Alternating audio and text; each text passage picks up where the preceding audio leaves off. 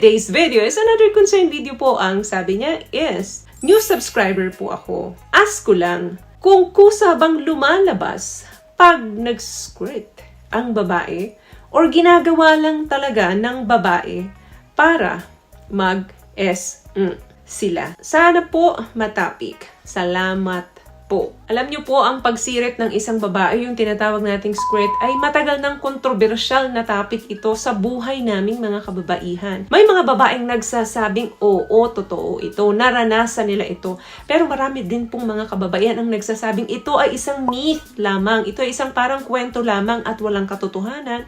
Malamang dahil hindi pa po nila ito nasubukan. Dahil ako ang tinanong mo, sasagutin kita. Based on my experience, yes, 101% po ito ay hindi gawa-gawa. Ito po ay totoo na nararanasan ng mga babae. Hindi nga lang po lahat ng kababaihan ay nakakaranas nito. Meaning, hindi po ito sinasadya. Kaya nga may mga babaeng hindi pa naka-experience nito. Sa mga nagtatanong, ano ba yung squirting? Ano ba yung pinag-uusapan nila dito?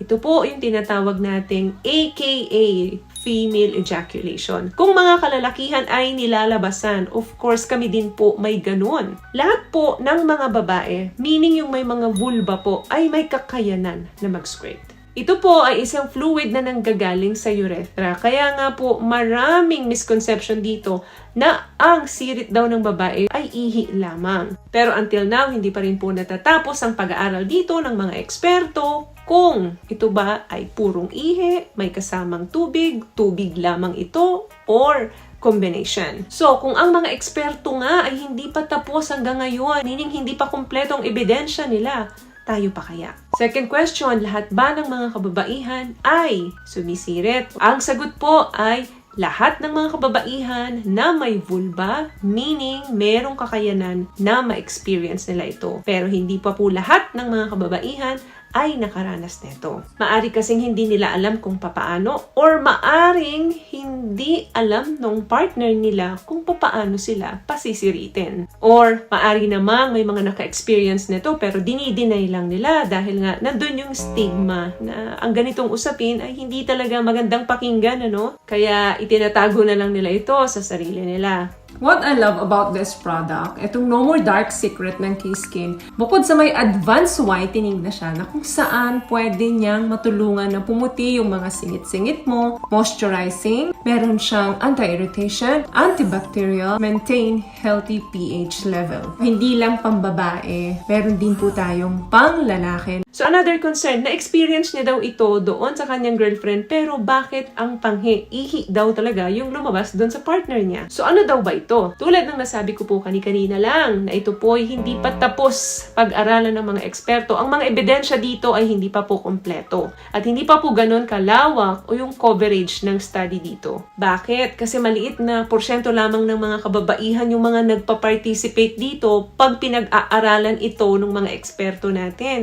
Kumbaga, hindi napupuno ng mga eksperto natin yung dami ng mga kababaihan na magte-testify dito at papayag na pag-aralan sila. Meron naman din nagsasabi na halos wala namang amoy, parang fluid lang talaga ito or parang tubig na nanggaling doon sa katawan natin. So better siguro kung pasusubukan nyo ito sa mga partner ninyo, better na paihiin nyo muna yung partner ninyo. Kasi kung fluid nga ito pero dumaan naman sa daanan ng ihi, syempre, meron pa rin pong matitirang latak ng urine dyan dahilan kung bakit may naaamoy kayong amoy urine. Isa lang po ang masasabi ko dyan na during ng process, bago mag-squirt ang babae, nakakaramdam siya ng isang napakasarap na pakiramdam. Dahil nga, na-stimulate ninyo ng husto ang partner ninyo, kaya nagre-release siya ng ganitong fluid. Minsan colorless, minsan odorless, at minsan sobrang dami. So, sobrang pleasurable po sa mga kababaihan yan once na nag-release sila niyan. With